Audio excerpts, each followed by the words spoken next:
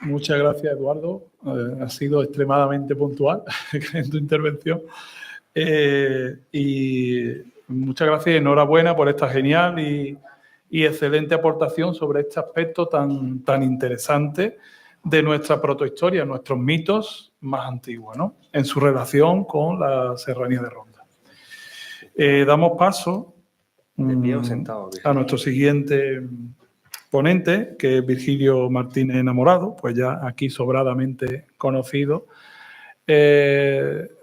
no solo aquí, sino pues prácticamente a niveles nacionales, internacionales y en todos los niveles, ¿no? Ya lo conocemos, pues por supuesto es uno de los más activos miembros de nuestro instituto y pues prácticamente su concurrencia pues a nuestros congresos es muy asidua, pues prácticamente en todos ellos, ¿no? En nuestros congresos y a todo lo que se le propone, pues se muestra, pues la verdad que totalmente receptivo. Hoy nos va a hablar, nos va a disertar con una ponencia revisitando el patrimonio andalusí de la Serranía de Ronda desde una perspectiva patrimonial. Buenas tardes a todos. Muchas gracias por su presencia y muchas gracias a una institución tan venerable como esta que nos acoge una vez más para para celebrar un congreso de estas características. Bien, vamos a hablar de Al-Ándalus. Yo llevo ya mucho tiempo dedicado a esto de Al-Ándalus y, claro, pues con tanto tiempo finalmente pues se genera un tipo de historiografía que es la que vamos a intentar defender en esta ponencia que la organización del Congreso ha tenido bien invitarme. Vamos a partir de un hecho insoslayable, que es que la sociedad andalusí es una sociedad que terminó siendo extirpada de las tierras del sur de la península ibérica, que no ha tenido continuidad histórica en otras sociedades que la hayan podido reemplazar y que, por tanto, nosotros, que somos los que asumimos ese legado desde el presente, estamos obligados a preservarlo. Sobre eso podríamos hablar mucho, pero no vamos a hacer mucha insistencia en ello.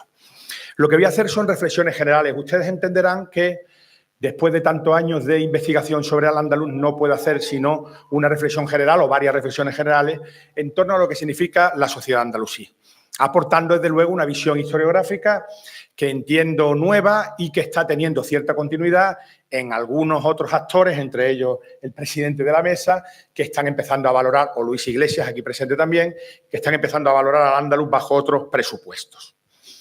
Todo ello nos obliga a partir de una evidencia que es el propio registro cronístico. El registro cronístico árabe es ciertamente espectacular.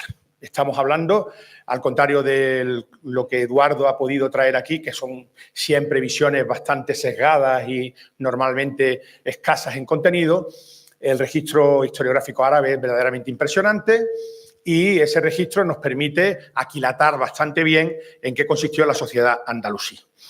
Algunas de las descripciones las vamos a poder ver exclusivamente de la ciudad de Ronda, no vamos a entrar en el mundo rural, habida cuenta de que ese mundo rural es el gran olvidado de esa historiografía árabo-andalusí, porque el mundo rural, como suele ser habitual en estas sociedades antiguas, es un mundo al cual los autores no le dedican mucha atención. En todo caso, como les digo, es una riqueza enorme la que presenta este tipo de historiografía. Ahí tienen un ejemplo, en un término romanzado, que es la obra de Arrasi, pero hay otras muchas, como esta, por ejemplo, de un autor del siglo XIII, que se llama Ibn Said, que dice que Ronda es una fortaleza inaccesible y nos habla un poco del emplazamiento de Ronda. Y siempre se repite la misma metáfora sobre la ciudad de Ronda, algo que es recurrente en toda la historiografía andalusí. Ronda es, o la fortaleza de Ronda, Ronda es como un turbante que tiene a las nubes como parte de ese turbante y también los ríos son collares. Esta metáfora literaria es empleada por los autores árabo-andalusíes con mucha frecuencia, haciendo alusión efectivamente al carácter serrano de la propia ciudad de Ronda. Pero fíjense ustedes que estamos hablando de la ciudad de Ronda. El mundo contiguo a Ronda apenas si es valorado por la historiografía árabo-andalusí. Y para ello, pues hemos de contar con la toponimia, fundamentalmente con la toponimia y con el registro arqueológico, para intentar hacer una reconstrucción más o menos fiable de ese otro mundo rural. Esta descripción es mucho más certera. Estamos hablando de un autor del siglo XIV, Al-Himyari, posiblemente de origen tunecino, que nos da una visión mucho más precisa de Ronda y de Tacurunna. Volveremos sobre el tema de Tacurunna, aunque sea muy brevemente. Recientemente he publicado una monografía en 2 volúmenes sobre Tacurunna y en una conferencia sobre la Serranía de Ronda es ineludible la cuestión de Tacurunna, que va a aparecer, aunque sea de una manera tangencial, en esta exposición. Insisto en el hecho de que esta exposición es una exposición forzosamente rápida, forzosamente apresurada, porque no disponemos de mucho tiempo. Y la verdad es que el tema que yo he elegido es demasiado amplio. No he querido cerrarlo en exceso y eso pues me obliga a tratar todos los temas de una manera un tanto tangencial. Otro autor es Abul Fida, que vuelve a lo mismo. Ronda es una fortaleza maáquil que se funde con las nubes y está ceñida por ríos de aguas dulces. Nueva metáfora, nuevo recurso literario, muy recurrente en estos autores árabo-andalusíes. El Zikr Bilad al-Andalus, nuevamente a lo mismo, aunque en el Zikr Bilad al-Andalus aparece un elemento nuevo que es la producción de cerezos. Isabel Rodríguez Alemán habló ayer de los cerezos de Algatocín, el cerezal, uno de los pagos, aquí los tenemos. Dice que en sus montañas crece el cerezo majale, la más preciada de todas las especies aromáticas. Se está refiriendo, sin duda alguna, a los zocos. Esas especies, esos cerezos, se venden en los zocos. ¿En qué zocos? En los zocos urbanos. Descripciones como la de Ibn Battuta, volvemos exactamente sobre lo mismo. La particularidad de que Ibn Battuta es tangerino y tiene a su primo, creo que es su primo, sí, su juez, mi primo por lado paterno. Ya saben ustedes que en el mundo árabe musulmán se distingue entre los primos por lado paterno y los primos por lado materno, además con terminología diferente, que se llamaba Abul Qasim Muhammad bin Yahya bin Battuta. Es el primo del celebérrimo Ibn Battuta, es decir, gente del norte de África que están ejerciendo cargo en la ciudad de Ronda. La cercanía de Ronda con respecto al Magreb es tal que eso permite un trasiego permanente de gente desde el Magreb hacia el Andalus y desde el Andalus hacia el Magreb. Esto es algo que también vamos a ver, aunque no podamos desarrollar en extenso, en esta intervención. Bien, y dicho esto, hecha esta introducción un poco literaria, mañana habrá una conferencia de un profesor argelino, el profesor Kadur, donde seguramente estos elementos literarios pues, sean tratados con mayor insistencia. Nosotros simplemente hemos hecho una mención, pero ahora yo quiero hablar de cómo hacemos para insertar ese patrimonio andalusí en un patrimonio europeo. Al-Ándalus desaparece, muere, se extingue socialmente. Hay una extinción social de Al-Andalusí. ¿Cómo insertamos un patrimonio que además no tiene legado? No hay un legado político, quiero decir, sino que hay un legado cultural que en parte puede radicar aún hoy en día en países del norte de África, en Marruecos, en Argelia, en Túnez, pero ese patrimonio desapareció y no tuvo ningún tipo de continuidad cultural. Bien, sobre esto yo he escrito bastantes libros y artículos y yo quiero llamar la atención sobre una cuestión. El tema de la Reconquista, que se sigue utilizando con mucha liberalidad por todos aquellos que se dedican a los estudios medievales, incluso también entre los arabistas y los arqueólogos. El tema de la Reconquista es un tema, sin duda, bastante peliagudo, en el cual conviene la pena detenerse, aunque sea brevemente. El tema de la Reconquista yo creo que ya está superado. Poco a poco se está siendo reemplazado el término Reconquista por otros términos que yo considero bastante más adecuados. Cuando hablamos de hechos políticos, la Reconquista está siendo sustituida por términos como conquista militar. Ahora bien, nadie ha reparado, o muy poca gente ha reparado, en el término repoblación, que de una manera un tanto inocente también se utiliza, de la misma manera que Reconquista, en todo el discurso historiográfico español. ¿Qué pasa con esto de la repoblación? Implica que hay gente que quiere repoblar. No vamos a entrar en detalle, pero en todo caso, todo esto ha sido muy bien descrito por el que fuera mi maestro, Miquel Barceló. Miquel Barceló, partiendo del libro de José María Lacarra del año 1951, ese libro lleva por título Reconquista y repoblación, así, en esos términos. Es un libro que lo que trata es del proceso de conquista feudal de los territorios andalusíes. Y él entiende que uno y otro concepto van unidos, y efectivamente van unidos. Reconquista sí ha sido abordado por la historiografía. Repoblación, por el contrario, no. ¿Y por qué no? también porque los propios protagonistas de esa repoblación a ese acto político y también jurídico le van a llamar repoblación. Es decir, mientras que el término reconquista no aparece nunca en las crónicas medievales o modernas, el término repoblación sí aparece. Pero claro, todo esto es intentar construir un discurso muy cómodo, muy fácil sobre la historia de España. Ni hubo reconquista, ni hubo repoblación. Y yo creo que es necesario empezar a valorar todo ese proceso histórico, como lo hace, por ejemplo, Miquel Barceló. Él dice que hay dos grandes artificios en la escuela española que se han empleado para digerir las consecuencias tanto de la reconquista como de la repoblación. Al fin y al cabo, lo que hay es una sustitución poblacional de la población andalusí que va a ser sustituida, reemplazada por unos campesinos venidos del norte que traen un modo de organización social y político muy diferente al que significa al-Ándalus. Bien, por consiguiente, si lo hemos explicado en estos términos, al-Ándalus ha de ser descrito como una sociedad precolonial. Y la llegada de los portugueses, de los castellano-leoneses y de los catalano-aragoneses como un hecho colonial. Al-Ándalus es el resultado de una colonización. Por tanto, hay que desestimar el término repoblación y pasar a utilizar términos propios de una colonización, que es lo que fue la llamada reconquista y la llamada repoblación. Todo esto ha sido, insisto, muy mal digerido por la historiografía española, porque durante 8 siglos un elemento exógeno, un elemento extraño, un elemento exótico se insertó en nuestra historia nacional, apartando a España de su devenir histórico, que era el auténtico, y el cristiano occidental, hacia ese patrimonio europeo occidental al cual nos estamos refiriendo. Bien, hay algo que también me choca cuando se habla del tema del patrimonio andaluz. Patrimonio islámico. En Andalucía no tanto, será por el hecho de que el término Andalucía procede del ándalus y estamos más familiarizados con él. Pero en zonas de España donde apenas se utiliza el término andalusí, en Xarca al-Ándalus, en la Comunidad Valenciana, en Murcia, en la propia Cataluña, que fue en parte también andalusí, en Aragón, se tiende a emplear mucho el término islámico en lugar del término andaluz. Pero miren ustedes, islámico es el Taj Mahal también. Claro, lo islámico no sirve para explicar gran cosa, ni muchísimo menos. Lo islámico se explica, ¿sirve lo islámico para explicar un perímetro irrigado como este del Alto Atlas?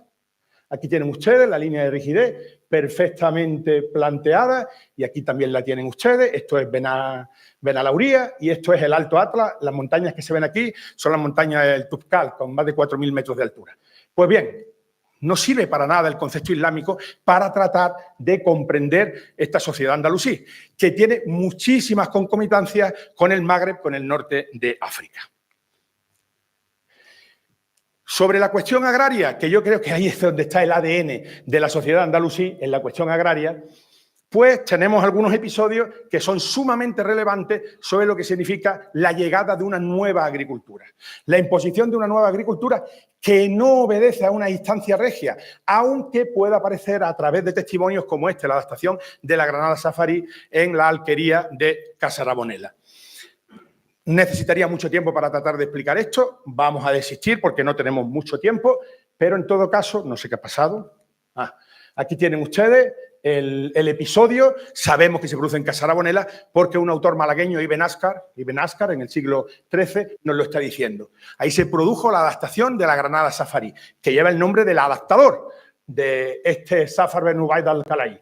Pues bien, se dice que era de la alquería, cerca de Cártama, en el camino a Córdoba, conocida por Bunaila. Ahí es donde se produce la adaptación de la granada safarí, con la particularidad de que genéticamente, en efecto, se ha podido hacer corresponder esa granada safarí con Casarabonela, puesto que la Universidad de Córdoba ha realizado estudios genéticos en los granados de Casarabonela y la singularidad genética es absoluta.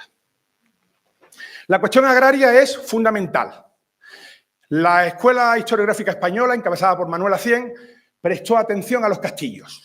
Los castillos eran el elemento nuclear que explicaban la sociedad andalusí.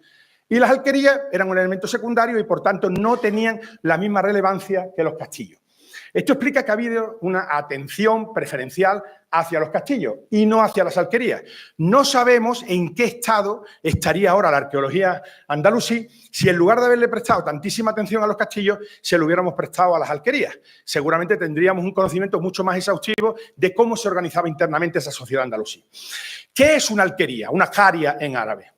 Una alquería, los arqueólogos tienden a identificarla con un lugar de habitación, un lugar residencial, una pequeña población. Buena parte de los pueblos de la Serranía de Ronda son producto de antiguas alquerías, el desarrollo de antiguas alquerías hacia pueblos y villas. Pero, como les digo, es mucho más que una unidad habitacional, que una unidad residencial. La alquería es no solo la unidad residencial, el pueblo, sino también el territorio que depende de la propia unidad residencial, es decir, los campos de cultivo, normalmente regidos por los principios de arqueología hidráulica, lo que es también el monte común y algo de lo que se está hablando mucho en este congreso, la red de caminos, la caminería, que acompaña a siempre estas alquerías para comunicarse unas con otras.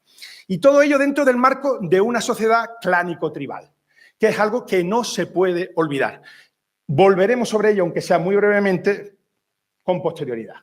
Aquí tienen distintos ejemplos de alquería, como por ejemplo Tramores, un ejemplo de alquería muy cerca de Benavís. Esta otra, alquería, Bellerín, al pie de Sierra Bermeja. Y los castillos a los cuales me he referido. El castillo es algo totalmente prescindible. Es decir, la alquería es imprescindible. El castillo es totalmente prescindible. Y de hecho en la Serranía de Ronda, al menos en el Valle del Genal y en el Valle del Guadiaro, hay poquísimos castillos porque son prescindibles. Los campesinos no necesitan castillos para organizarse económica y socialmente. Por consiguiente, si hay algo de lo cual se puede prescindir es el castillo. Lo cual no significa que no haya que prestarle atención a los castillos. Pero lo cierto es que el castillo está sobredimensionado porque ha habido una tendencia historiográfica que así lo ha permitido y la ha generado, está sobredimensionado en las explicaciones históricas sobre Al-Ándalus. Claro que hay castillos, pero son relativamente prescindibles en la lógica campesina. Y de hecho hay zonas sin castillos. Hay comarcas sin castillos. En Mallorca apenas sí hay castillos. En Ibiza no hay ni un solo castillo. Y en la Serranía de Ronda los castillos existentes no son, desde luego, de los primeros tiempos de Al-Ándalus. O al menos no se adecúan al concepto que tenemos de castillo. El agua, por consiguiente, es la generadora de la ordenación del paisaje. No son las fortalezas, sino que es el agua. El agua es el principio rector que organiza el paisaje andalusí. Y esto, que puede parecer una obviedad, no lo es tanto en el sentido de que el agua pues cobra un gran protagonismo y el agua está regida por unos principios jurídicos que son muy evidentes.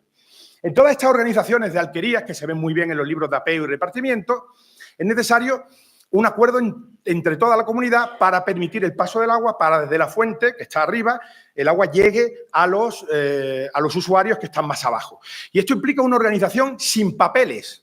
Y estos son los cimientos de esta organización clánico-tribal. El hecho de que haya una organización también jurídica que permita un reparto del agua más o menos equitativo, atendiendo, por supuesto, a la situación topográfica de cada uno de los pagos. Y en todo esto, el papel que juega la toponimia es muy trascendental. La toponimia es absolutamente fundamental para tratar de explicar este territorio.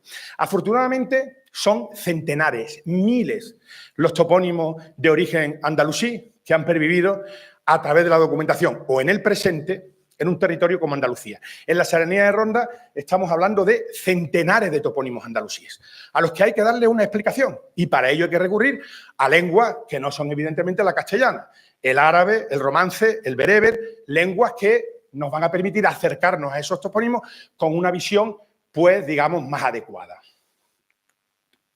La cuestión lingüística, el romance, las lenguas latinas que se hablan en la península ibérica, que han dejado una impronta muy importante en el territorio rondeño, por supuesto. Está todo ello publicado en el libro Toponimia Mayor de la Serranía de Ronda, publicado con el profesor Chavarría.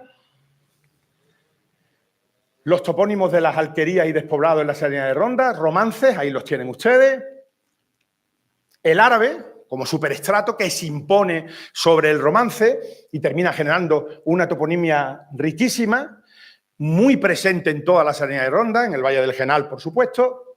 Ahí tienen ustedes algunos de ellos: Almáchar, Arriate, Atajate, Sojairén, Huidazara, Igualeja, Moclón, e incluso alguna presencia un tanto testimonial de lo bereber, de lo amasig, Audita, por ejemplo. Y después los topónimos de carácter tribal. Y entramos en una de las cuestiones fundamentales para tratar de comprender Al-Ándalus.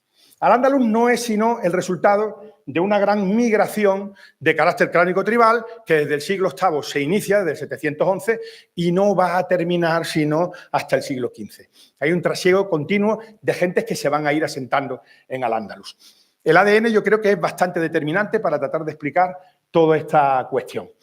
Y en el fondo lo que estamos hablando, como digo, es de una gran migración. Esa migración altera, digamos, el ADN cultural, y no solo cultural, de los territorios hispánicos. El resultado final es que Al-Ándalus se configura como una sociedad, genera unas propias sinergias internas, pero todo eso va a ser finalmente, se va a acabar durante 6 siglos, 7 siglos de expansión de los reinos cristianos del norte, de los condados cristianos del norte, y finalmente va a terminar desapareciendo esa sociedad.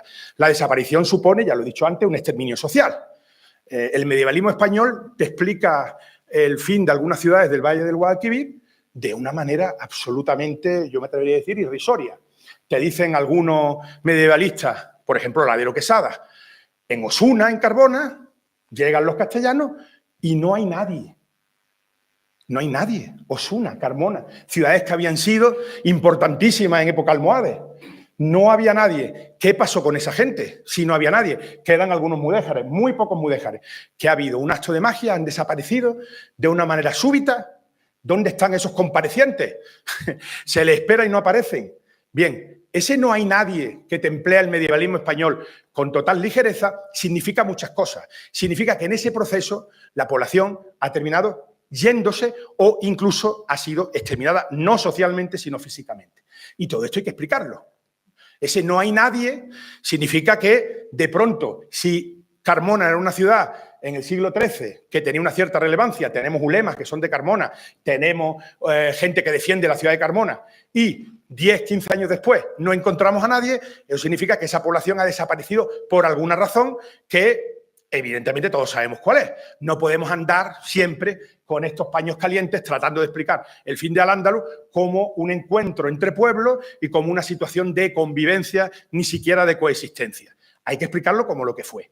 Y en ese sentido, ese proceso que va a culminar con los libros de apeo y de repartimiento del siglo XVI, se entiende que es fundamental entender las distintas fases de ese proceso hasta terminar en la expulsión de los moriscos de 1609. Todo esto se inicia en Toledo en 1085 y termina en 1609-1614. Ese proceso de extirpación, de erradicación de una sociedad como la andalusí. Bien, los topónimos del tipo Bena, los conocen ustedes, hay más. Benadalid, Benajayón, Benajacin, Benajeshim, Benajeriz, Benajú, Benalauria, Benamahabu, Benamaya, Benameda, Benaojan, Benarrabá, Benarrascón, Benestepar, Bentomí. Son clanes árabes y bereberes, fundamentalmente bereberes. Los Banu Tamim, que dan Bentomí, son árabes, pero mayoritariamente se trata de grupos bereberes. Muchas veces esa arabidad que reivindican unos determinados grupos que se establecen en una alquería conformándola, no es real, porque al fin y al cabo lo que hay ahí es un aprovechamiento político de una reivindicación de un linaje, es decir, quieren hacerse una gente linajuda y para ello entroncan con lo árabe. Todo esto está muy bien conocido, conocemos muy bien cuáles son los mecanismos de las sociedades tribales, y Al-Ándalus fue una sociedad tribal. Y la sociedad tribal, como decía mi maestro Miquel Barceló, genera tribus. Las tribus generan tribus. Al fin y al cabo, incluso las autoridades políticas se comportan como una tribu. Si ustedes observan a los omeyas son una tribu. Los omeyas se comportan como una tribu. Ustedes pueden ver a los omeyas como unos reyes feudales que construyen palacios y ciudades. Muy bien, es una visión. Al fin y al cabo es lo que hace siempre el poder. Pero lo que está claro es que también tienen un comportamiento tribal, porque sus orígenes son tribales y se desarrollan como una tribu que termina alcanzando una condición dinástica, pero siguen siendo en el fondo una tribu. Todo esto es un asunto absolutamente candente en la arqueología, en la historiografía sobre Al-Ándalus. Hay estudios recientes que quieren minimizar todo esto de la tribu, de lo clánico, de lo tribal, que van buscando la comparecencia del feudalismo en Al-Ándalus. Es decir, la apropiación de tierras por parte de una oligarquía que sería de carácter protofeudal o feudal, con el conspicuo Ibn Hafsun como representante egregio de lo que significa esa oligarquía de carácter feudal. Yo no veo eso por ningún sitio, yo creo que la arqueología tampoco lo ve, y lo que sí observamos, no solo desde la perspectiva arqueológica, sino también desde la perspectiva documental, es la comparecencia en determinadas áreas geográficas de un gran número de topónimos del tipo Vena, que han quedado fosilizados en el paisaje. Y si hay una región del sur de España donde esa comparecencia de topónimos del tipo Vena es mayor, esa es la Serranía de Ronda. Más de 100 topónimos del tipo Vena están jalonando todos estos valles y estas montañas. Es decir, estamos ante un proceso de constitución de una sociedad tribal en pequeñas alquerías que se rigen y que siguen esos principios a los que nos hemos estado refiriendo. Como ven ustedes, estamos en una situación de combate historiográfico. Hay unos que apostamos, que defendemos esa sociedad clánico-tribal y hay otros que la retrasan o ni siquiera la ven. Pues todo esto es un ejercicio intelectual que merece mucho la pena inmiscuirse en él y participar de él. Ahora, a mí me gustaría que alguien me explicara cómo en una zona como la Serranía de Ronda alcanzamos a encontrar una cantidad de topónimos del tipo Vena tan alta. Bien, y hay algo que yo creo que es necesario traer a colación en una intervención como esta. ¿Y dónde están las ciudades? Las ciudades son siempre entidades de población para el poder y construidas desde el poder. En un mundo rural como este, un mundo serrano, fragoso, bastante abrupto, la presencia de ciudades no es fácil. En época romana hay alguna ciudad, siempre de escasa relevancia, entiendo yo, salvo quizás Cinipo, Eduardo lo puede eso confirmar, pero en todo caso la ciudad es una entidad jurídico-administrativa que va a tardar en llegar a la Serranía de Ronda en época andalusí. Ronda no es una ciudad sino hasta el siglo XII-XIII. Antes no hay prácticamente casi nada en Ronda. Y la ciudad, como siempre sucede en todas las sociedades antiguas, genera unos tipos de administración, unas instituciones, una tipología social poblacional muy determinada. En el mundo islámico hay un autor que estudió las tribus del Alto Atlas que dijo algo que a mí me parece muy oportuno. Este autor dijo en cierta ocasión que el medio tribal crea santones, crea santos, mientras que la ciudad genera ulemas, genera gente del conocimiento, gente que se dedica a la jurisprudencia, a la ciencia, etcétera, aunque sea la ciencia religiosa. Esto es muy importante. Tenemos que retrasar la comparecencia de ciudades por el hecho de que Ronda todavía no es una ciudad y, desde luego, las ciudades que están en la zona, Málaga, Algeciras, no se encuentran en un ámbito estrictamente serrano, ni mucho menos. Sobre Tacuruna ya hemos hablado algo.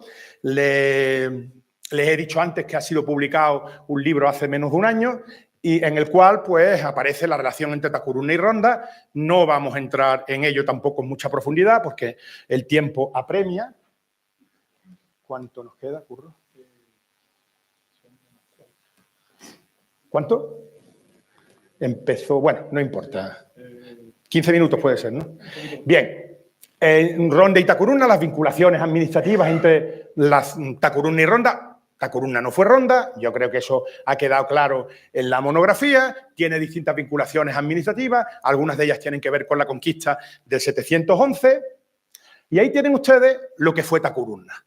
La cora de Tacuruna, con todos los lugares, todos los emplazamientos, todos los enclaves, conocidos en la historiografía árabe, en caracteres arábigos y en caracteres latinos. Conocemos ya una realidad administrativa. ¿Por qué sabemos que Tacuruna era una realidad administrativa? Porque siempre el Estado interviene en el territorio a partir de estas unidades administrativas. No compartimentamos el territorio por un afán de establecer distintas provincias, distintas unidades, distintos distritos. No lo hace el Estado. El Estado no invierte una gran cantidad de esfuerzo en dividir el territorio para dividirlo porque sí. No, lo que está haciendo es buscar la entrada de una administración que permita realizar una recaudación fiscal. El Estado musulmán, las dinastías musulmanas, se caracterizan por algo muy claro, que es, exigen poco a nivel tributario, pero desde luego no admiten ninguna competencia. Al contrario de lo que está sucediendo en la Europa de los siglos IX y X, donde hay distintas autoridades que están recaudando, y esa es una de las características esenciales del feudalismo, en el mundo musulmán la comparecencia de una autoridad alternativa que cuestione al propio Estado el control fiscal es algo absolutamente inaudito. El Estado no lo permite, como no lo permite el Estado actual. Evidentemente, pero el Estado musulmán es un Estado que tiende a controlar muy bien esos resortes fiscales.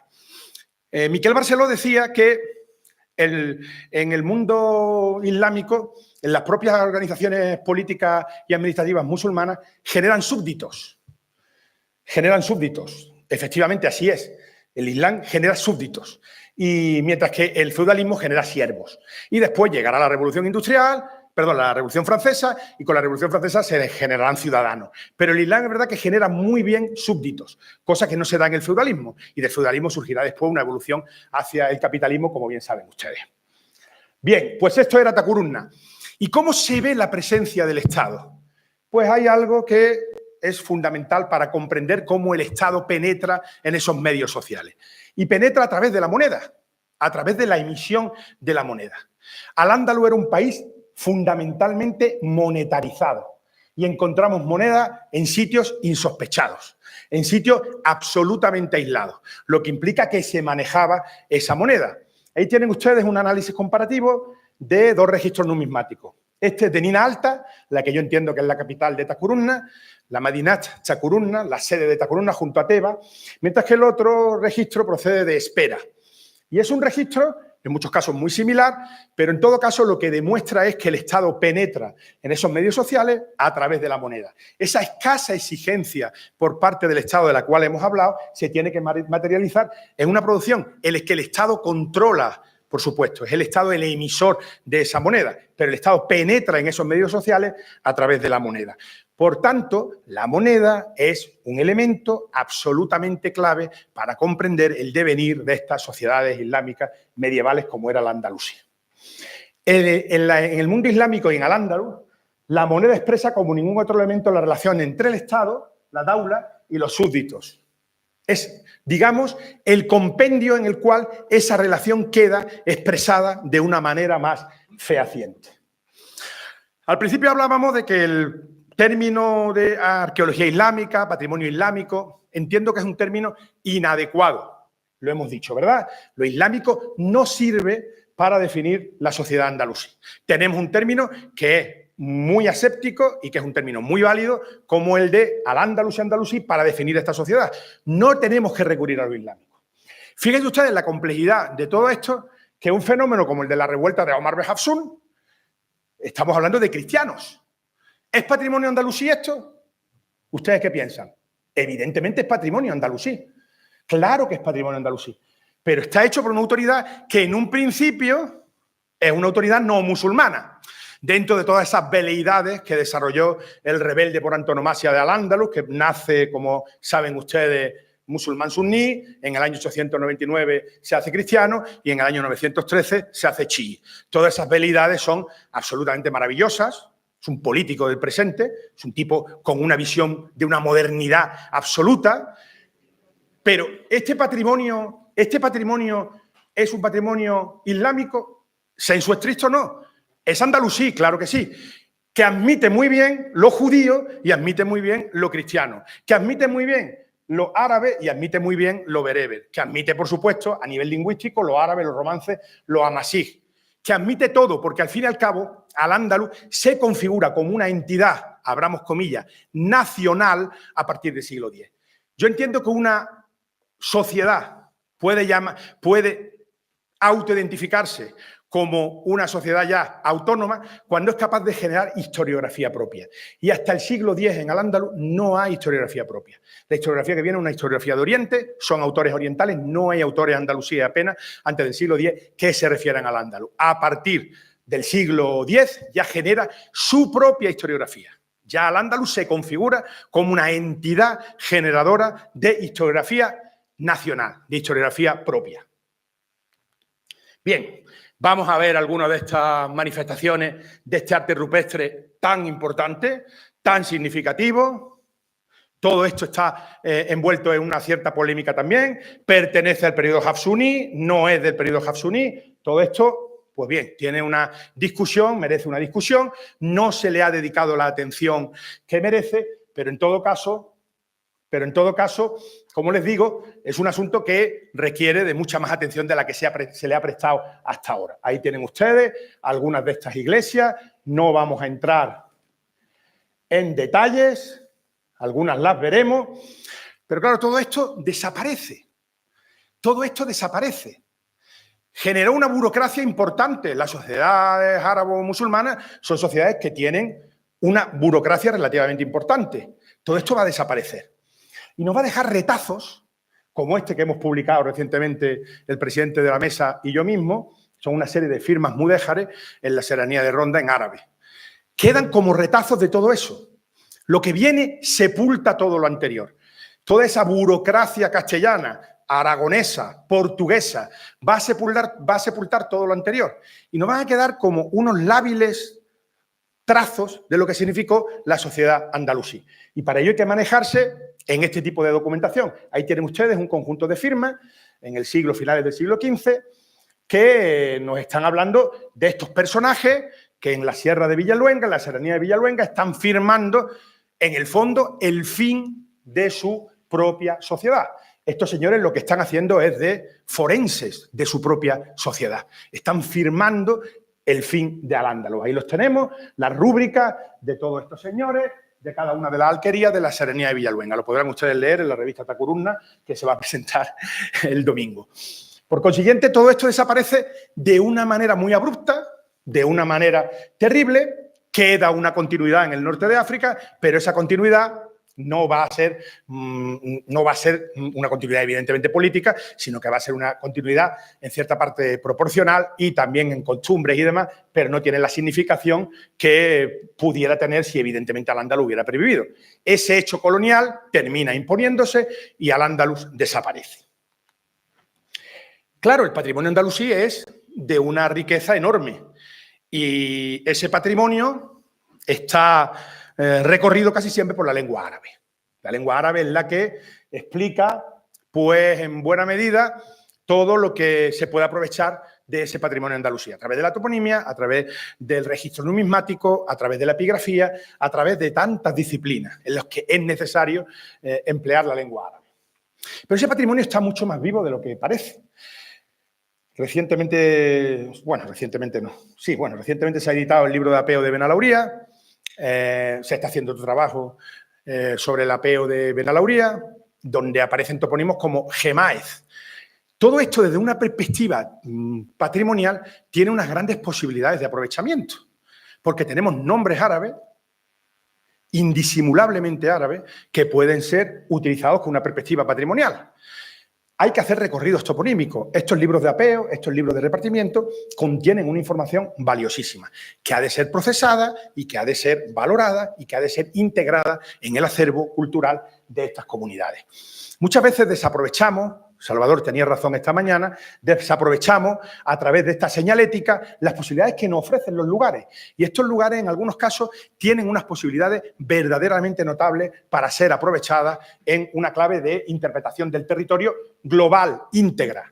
Una interpretación íntegra que implica, por supuesto, la presencia también de los árabes y la presencia de estas poblaciones que, al fin y al cabo, como he dicho antes, no tuvieron heredero y desaparecieron de la faz de la tierra. Tenemos, por tanto, que pensar cómo integramos ese discurso también en lengua árabe, en este tipo de explicaciones. No puede ser una señalética tan aparentemente neutra, sino que tenemos que lograr que se implique un poco en la explicación de los lugares y de los enclaves. Y bien, hay muchas maneras de construir patrimonio, muchísimas maneras de construir patrimonio. Una de ellas es la que, por ejemplo, se hace en Benalauría, que es una manera de construir patrimonio, pues de una manera, digamos que bastante bastante pacífica y bastante cercana. La construcción de ese patrimonio, como digo, se puede hacer también con una visión completamente bélica. Se puede construir un patrimonio desde la guerra, claro que sí, desde el rechazo al diferente o al otro. Al-Ándalus está envuelto en una gran cantidad de prejuicios. Y creo que a lo largo de la explicación ustedes han podido entender, creo yo, que Al-Ándalus, al no tener heredero, pues es difícil integrarlo en este discurso nacional español. Al fin y al cabo, España termina configurándose como un Estado europeo de confesión cristiana, toda la problemática de la inmigración que llega a un país como España, en buena parte emigración magrebí, marroquí, argelina o musulmana en general, también del Sahel. Por consiguiente, el discurso nacional español no es fácil integrar o hacer ingresar de una manera más o menos digna ese patrimonio andalusí. El artificio que ha elaborado la historiografía española es españolizar a estas gentes. Los vamos a hacer españoles, los convertimos en españoles. Es el discurso liberal del siglo XIX, que es un discurso que de muy buenas intenciones, pero es un discurso falso. Es un discurso completamente falso. Pero el liberalismo español lo intentó. Hizo el gran esfuerzo de españolizar a los moros, valga la redundancia. Evidentemente con un fracaso obvio. Si eran españoles, porque se les expulsa. Se les hace cristianos y, sin embargo, se les expulsa. Ese patrimonio, por tanto, lo tenemos ahí. Es un patrimonio de un país relativamente rico y es un patrimonio único en el mundo. No hay una sociedad musulmana que haya desaparecido como Al-Ándalus. Además, teniendo en cuenta que Al-Ándalus ejerce una suerte de fascinación en todo el mundo árabe-musulmán, a la manera de como lo hace Grecia en el mundo occidental. Por tanto, tenemos ahí una evidencia que tienen que ser valoradas desde esa perspectiva de un país europeo occidental desde el presente. Esta generación y las que vienen, y generaciones anteriores, hemos lidiado con ese patrimonio. Tenemos que integrarlo. En el discurso nacional no es fácil. No es fácil porque se les echó, se les expulsó. Hubo una extinción social de esa sociedad. Es mucho más fácil hacer este discurso en Marruecos o en Argelia que en España, como ustedes comprenderán. Pero, en todo caso, tenemos que llegar a un acuerdo para ver cómo hacemos propio ese patrimonio que evidentemente nos pertenece, puesto que está en nuestro territorio, pero esa gente no tuvieron ningún tipo de continuidad, ni genética, ni política, ni social. Gente que desapareció. Tenemos, por tanto, que valorar al Al-Ándalus desde una perspectiva nueva. Y ahí están los estudios de patrimonio, ahí están los análisis de patrimonio. El pasado romano está perfectamente integrado. Hasta el siglo XX, incluso hasta el siglo XXI, las ciudades se vanaglorian de tener un pasado romano. Las esencias patrias están muy bien representadas en los romanos. Lo andalusí ha costado más, pero yo creo que se han hecho unos esfuerzos muy interesantes en los últimos tiempos. Todo ello ha generado una bibliografía y una historiografía muy interesante. No sé si los que estudiaban arte cuando nosotros estábamos en la facultad recuerdan el libro, ¿cómo se llamaba el libro? Los invariantes castizos de Chueca-Goitia. Claro, en los invariantes castizos, el señor Chueca-Goitia tenía el arrojo de meter a lo islámico, al andalusí. Tenía el arrojo de meter a lo andalusí en esos invariantes castizos. Es algo muy significativo, porque cualquiera que se proyecta hacia el pasado para intentar comprender esto que llamamos historia de España, que no es ninguna tontería, está en el segundo de bachillerato como una asignatura obligatoria, de las pocas asignaturas obligatorias que hay para selectividad, hay que ingresar, hay que tratar de meter ese patrimonio en la historia de España. Y no es fácil. Por consiguiente, nos tenemos por delante un reto muy importante, que es hacer ese patrimonio propio desde la idea que yo le he intentado expresar a lo largo de esta intervención, de unas ideas en algunos casos muy prejuiciosas y en todo caso muy evidentes. Todo esto ha estado envuelto en polémicas historiográficas de todo tipo, fue conquista militar, fue invasión, fue la llegada de la civilización, fue la llegada de la barbarie, lo que ustedes quieran. Pero en todo caso, esa certeza geohistórica que significa Al-Ándalus, en muchos casos ha sido negada. Nosotros, desde nuestra modestia, lo que queremos es tratar de que ese legado que nos toca gestionarlo, poder gestionarlo desde el presente y legarlo, claro está, a las generaciones futuras. Y para eso los estudios patrimoniales son absolutamente necesarios y absolutamente competentes. Muchísimas gracias por su atención.